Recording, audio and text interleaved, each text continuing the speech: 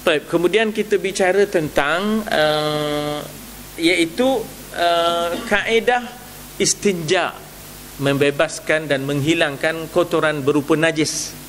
Sama ada daripada depan dipanggil qubul, daripada belakang dipanggil dubur, ya. Sama ada cecair ataupun lebih daripada cecair, berupa apa ya, atas pada cecair dipanggil solid. Solid ni cakap pepejal ya dah. Pepejal ya dah. Jadi cara membersihkannya bukan dengan air yang mutanajis ke, bukan dengan air mustakmal ke, bahkan dengan air mutlak. Tapi dalam mazhab Hanafi boleh. Air mustakmal boleh. Ya, dalam mazhab Hanafi, kalaupun dia telah dipakai untuk mengangkat hadas, mengangkat hadas kecil misalnya ataupun hadas besar dari sudut maknawiyah sahaja. Dari sudut maknawiyah, tapi adapun dari sudut hissiyahnya dia boleh, ataupun dari sudut zahirnya dia boleh digunakan untuk menghilangkan najis demi istinja. Tapi mazhab Syafi'i tak boleh. Ya, bismillah. Tuan-tuan, kalau boleh bila dah jadi banyak air mustakmal, bila dibanyakkan dicampur jadi elok balik, tak apa, tak ada apa. Kan kadang-kadang mustakmal kan, tadah punya sudah jadi banyak. Itu boleh, dia jadi 2 qalah dan lebih, tak apa, ya, tak ada masalah. Yalah, kalau dah hilang 3 kan, bila mana diproses hilang 3, bau, rasa dan maka bolehlah, kembalilah dia kepada mutlak dia, kembalilah dia kepada mutlak dia.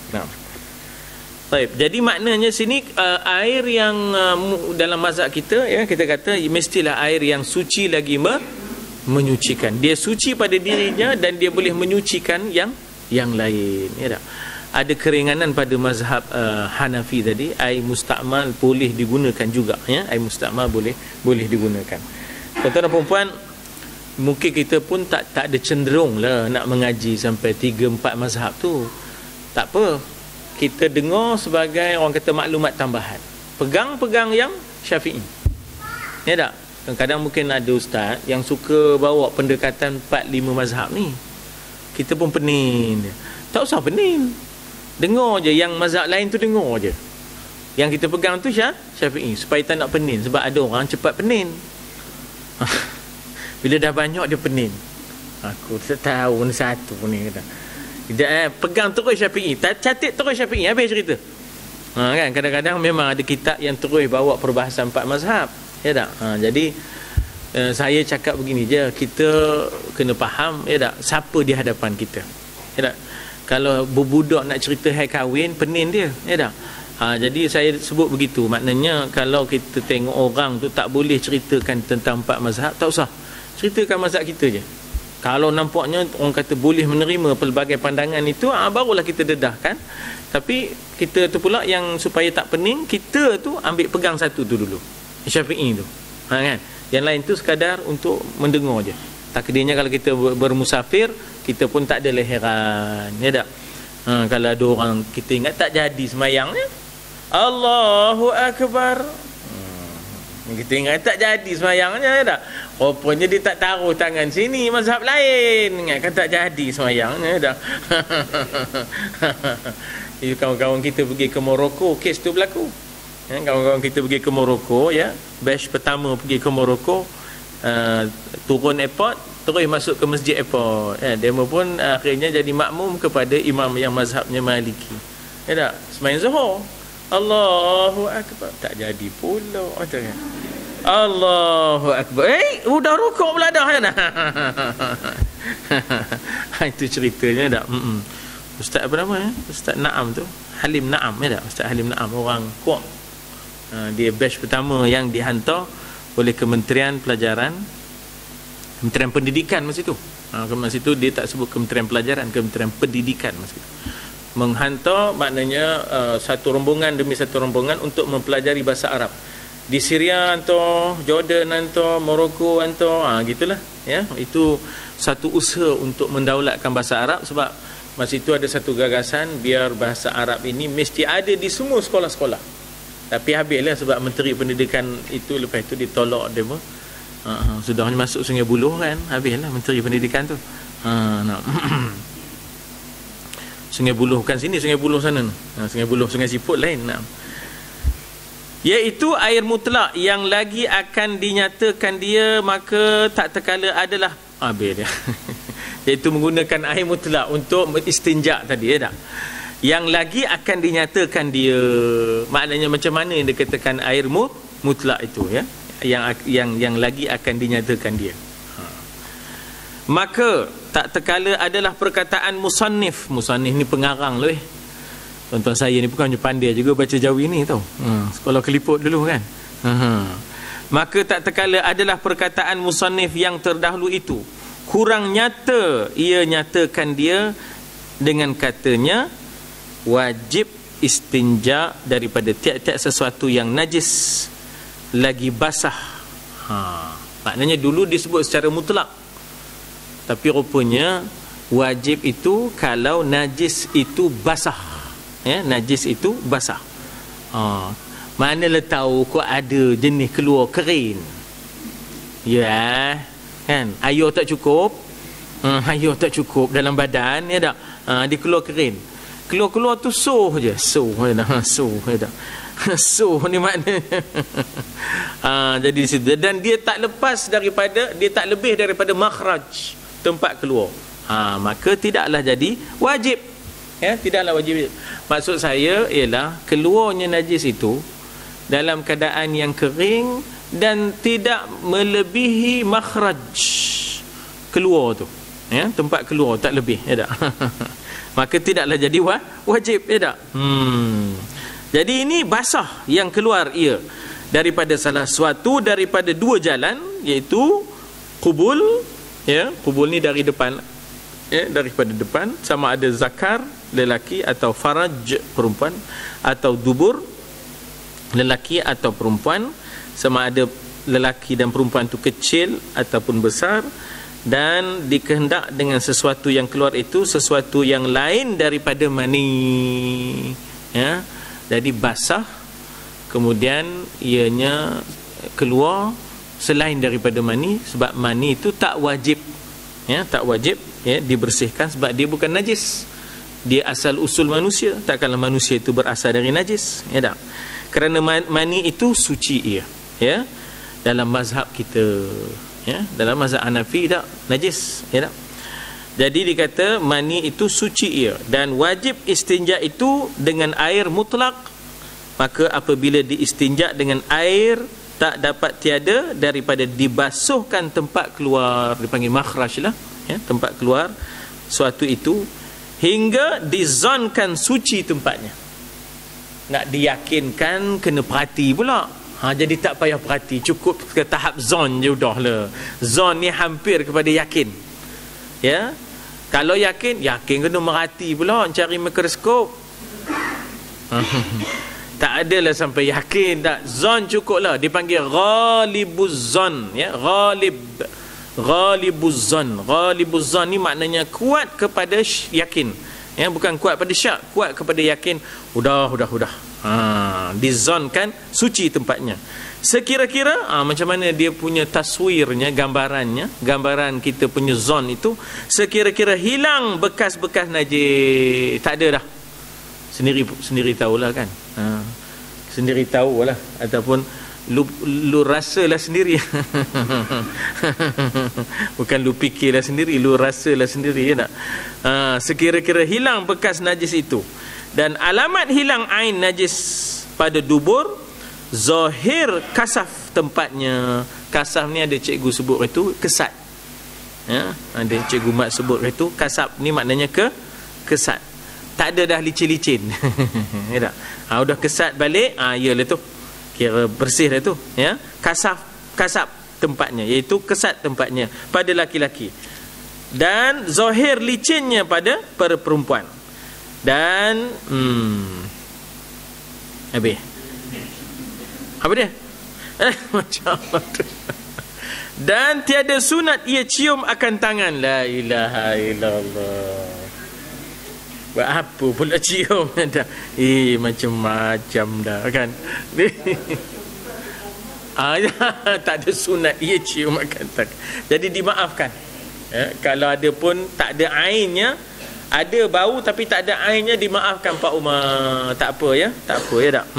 Jadi maknanya tiada sunat dia cium akan tangannya kerana hendak ketahui akan hilang najis itu ataupun tiada. Tak payah. Tak payahlah sampai ke tahap itu untuk tahqiq. Tak, untuk mengenal pasti itu tak payah. Udahlah tu, tak nampak ainnya udahlah. Sebab kita kena faham najis itu mesti sifatnya aini. Walaupun di sana ada hukmi kan, ada hukmi, tapi dalam konteks pembersihan itu yang penting ialah ain kita dah tak nampak, mata kita tak nampak. Udah. Settle, tak payah lebih cium-cium. Tak?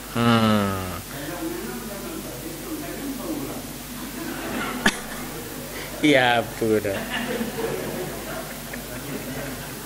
Tak apa, tak ada masalah. Airnya tak ada Pak Umar. Pak Umar dah. Tak apa Pak Umar. Airnya tak ada dah tu Pak Umar. Tak? Dimaafkan bau tu ya, dimaafkan bau tu. Ya tak? Ini mungkinlah mungkin kita kata barangkali 2 bulan tak berak kot kan.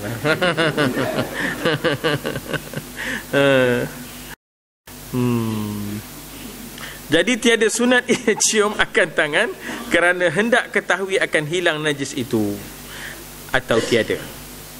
Dan yang sayugianya yang sepatutnya lah, ia mengendurkan duburnya, ya, mengendurkan duburnya. Maknanya janganlah basuh tu dalam keadaan berdiri.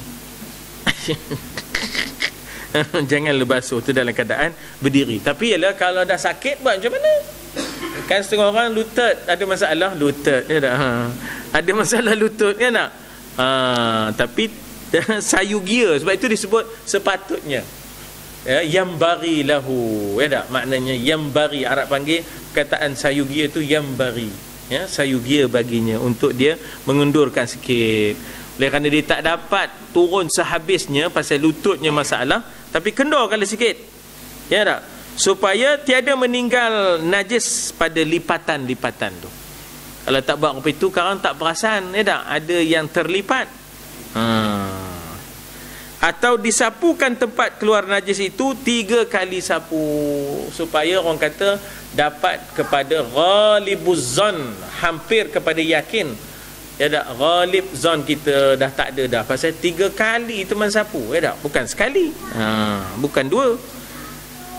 3 kali sapu dengan 3 biji batu atau dengan 1 batu yang 3 persegi, maka tiada memedai istinja dengan kurang daripada 3 sapu. 3 sapuan batu yang 3 segi tadi, ataupun 3 batu, ya. Dan jika hasil suci dengan yang kurang daripadanya sekalipun, ya, kalau kurang daripadanya sekalipun, ya, maka disuruh kita supaya apa? Supaya lazimi 3 tu, ya, lazimi 3 itu. Dan tiap-tiap satunya melengkapi tempat kena najis, ya tak? Yakni tiap-tiap 1 kali sapu itu meliputi akan tempat keluar najis itu. Maka jika suci tempat keluar dengan dia, yakni dengan 3 kali sapu itu, memadailah dengan dia. Tak payahlah kita menyusahkan diri kita. Jangan kita bawa-bawakan dengan was-was sampai koyok pula. Tak usah, ya tak? Jangan ada orang was-was ni, ya Allah, kesian, kurus badan, kecut je. Boleh yang kesat, jangan tajam pula. Iya, kurang. Bisa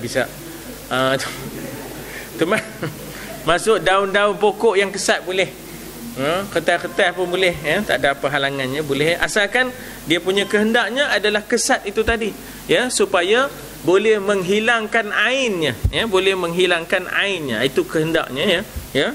Maksudnya ialah wasilah yang boleh menghilangkan ain, alat yang boleh menghilangkan ain. Jadi kita tahu bahawa yang berkesan untuk menghilangkan ain itu benda yang kesat lah, ya, nah. Boleh, tak ada pun masalah. Cuma kita lah rasa tak biasa. Boleh, kita pun. Tapi ialah benda yang kesat, macam khotas yang A4 tu tak boleh. Kertas A4 tu pasal licin. Surat khabar tu, jadi surat khabar dia tak boleh tu pasal apa? Sebab tulisan tu mulia. Surat khabar Cina boleh. Surat khabar Cina boleh. Dia khabar Cina boleh. Kalau surat khabar Cina ada Islam dalam tu ya. Jadi boleh ya. Maknanya kita kata daun ke apa, yang kesat tu tak ada apa halangannya, termasuklah tisu tadi. Cuma kita je tak biasa buat macam mana ya tak?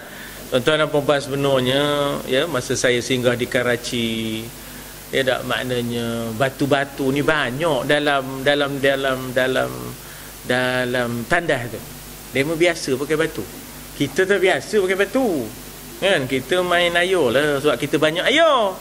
Demo air pula payah. Jadi oleh kerana demo batu lah. Jadi itu maknanya bukan kita kata bahawa Islam ni suka pula kita tinggalkan air. Itu tidak, sebaik-baiknya air lah ya, kalau kita ada pilihan antara air dengan batu, kita disuruh pilih air ya tak? Jadi maknanya di situ dia kata bahawa kehendaknya di situ ialah sesuatu yang boleh menghilangkan ya tak?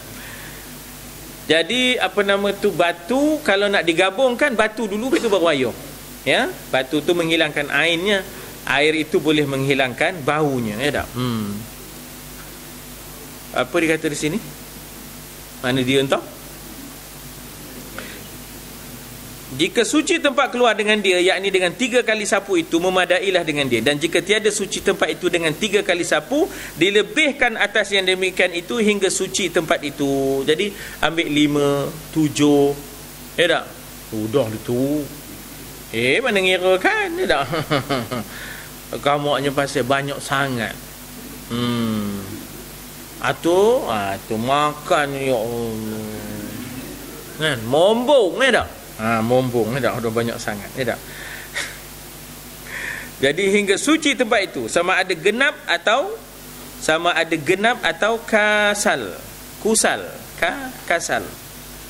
Sama ada genap atau gasal.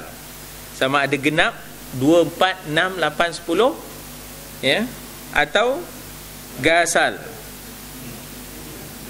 Kasal, sorry. Kasal ni apa? Barangkali ganjil. Ganjil lah ya. Ganjil lah. Segala batunya yang dibuat istinja dengan dia, maka selama tiada suci ditambahkan sapunya hingga tiada meninggal daripada najis itu, melainkan bekasnya yang tiada suci. Maknanya setidak-tidaknya ain dah tak ada, baunya pun dah tak ada. Adapun kadang-kadang ada bekas-bekas, itu dimaafkanlah ya, bekas-bekas itu dimaafkan. Dan tiada hilang ia melainkan apabila dibasuhkan dia dengan air, maka bekas najis itu dimaafkan dia. Dan lagi suatu yang dibuat sapu itu tiada terhenti atas batu jua, hanya boleh disapukan dengan tiap-tiap sesuatu yang suci, lagi keras, lagi bukan sebelum tu, lagi apa keras, kasap kesat, mana kesatnya, kasap tadi ada kasap kan, lagi kasap, lagi beku. Jadi kita berhenti di mana tu? Dia bila dah tokar tu dah mula semput-semput tu berhenti. Di mana? Kita berhenti kat mana? Dimaafkan dia ya tak? Dimaafkan dia, berhenti kat situ. Kemudian dan lagi suatu yang dibuat sapu, sambung di situ ya. Dan lagi suatu yang dibuat sapu itu tiada terhenti atas, berhenti kat situ, atas batu jua. Batu ya, atas batu jua. Berhenti kat situ ya. Pasal dah semputnya di situ. InsyaAllah kita sambung nanti ya, InsyaAllah. Wallahu alam ya. InsyaAllah kita dah sampai 10.33. Ada apa-apa nak kita bincang?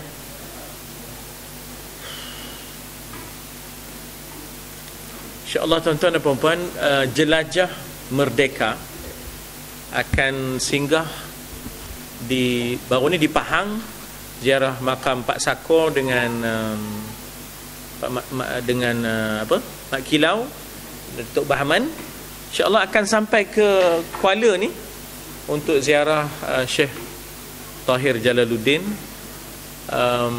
dan juga Profesor Zulkifli Muhammad pada pukul 12.30 hari, tapi hari Jumaat. Lebih kurang dalam 20 minit je lah di situ pasal Jumaat. Jadi kalau siapa-siapa nak ikut serta dalam jelajah merdeka tu, jadi jelajah ini turun daripada KL, dan antaranya mereka melihat, mencari kita kata makam-makam pejuang-pejuang kemerdekaan. Jadi Profesor Zul menentang Malayan Union, kemudian juga antara lain ialah dia terlibat dengan dipanggil apa ya, Lembaga Pembela Melaya untuk Kemerdekaan, ya, Lembaga Pembela Melaya untuk Kemerdekaan. Dan juga gabungan Putera Semenanjung, ya, di Mesir untuk menuntut kemerdekaan. Jadi apa nama tu, pada hari Jumaat ni pukul 12.30 hari kita di sana.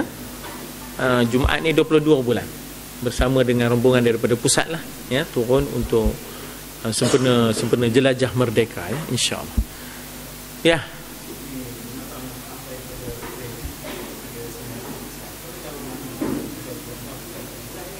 Maksudnya di sana. Mandi di sana. Sini tak, ni terus je pengebumian je. Sudah diuruskan di sana oleh Imam Masjid Putrajaya. Sampai di sini terus je. Mana yang dapat dimandikan dalam bentuk, ya, sampai tidak orang kata merosakkan, ya, tak, sampai tidak merosak. Mana seadanya lah, ya, seadanya. Tapi di sana dia orang buat. Insya-Allah. Bismillahirrahmanirrahim. Alhamdulillah. Salatu wassalamu ala Rasulillah wa ala alihi wa sahbihi ajma'in. Allahumma anfa'na bima 'allamtana wa 'allimna ma yanfa'una wa zidna 'ilma. Allahumma akhrijna min zulumatil wahmi wa akrimna bi nuril fahmi وافتح علينا بمعرفة العلم وسهل أخلاقنا بالحلم وصلى الله على سيدنا محمد وعلى آله وصحبه وسلم. الحمد لله.